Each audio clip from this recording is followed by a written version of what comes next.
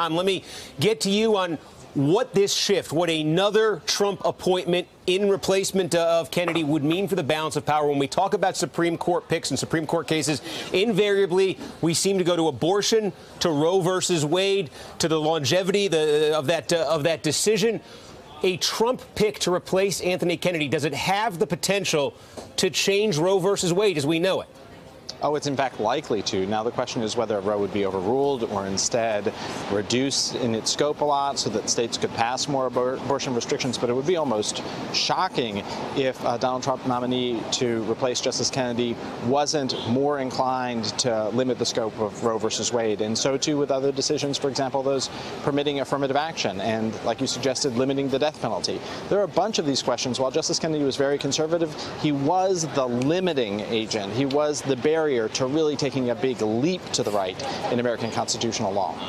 Yeah, elaborate on that if you could, because we hear about him as the swing vote. And, you know, this week I think we saw a couple of examples where maybe he swung to the right. And maybe if you have a Republican pick from Trump here, the ruling would end up the same. But where are the ones where the balance of power could shift here, where this swing vote being replaced by potentially more doctrinaire conservative, where the decisions move to the right?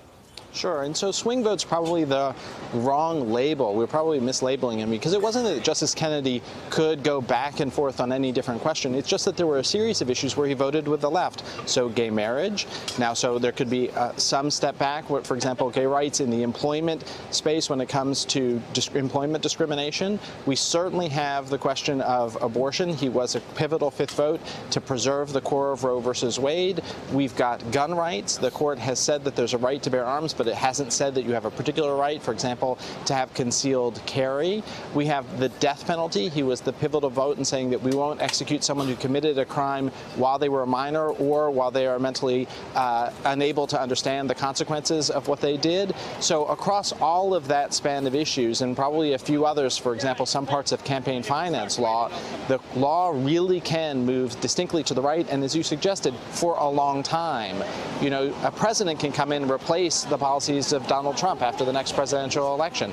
But a Supreme Court justice is there for these days, you know, minimum a quarter century. And the president today, when he talked about this briefly, he made reference to this list of 25 names that's been out there, potential nominees from the 2016 campaign. When you look at the names that are in circulation, when you look at what we saw with the Gorsuch pick, how that came together, are we basically looking almost at like a cookie cutter here, a cookie cutter model where they're all likely to be largely the same ideologically, or are there any wild cards when you look at the names under consideration here?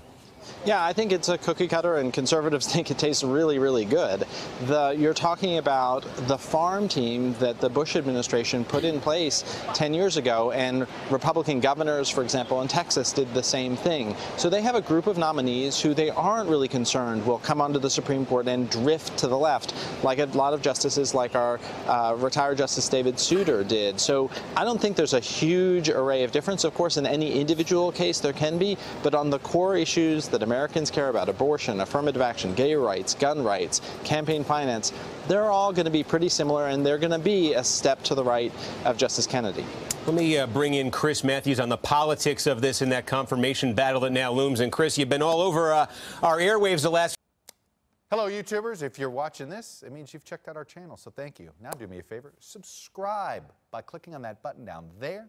Click on any of the videos to watch the latest interviews and highlights from MTP Daily and MSNBC. You can get more Meet the Press content every morning in the First Read newsletter. If you're tired of content that you don't know anything about where it came from, you don't have to have that problem with us.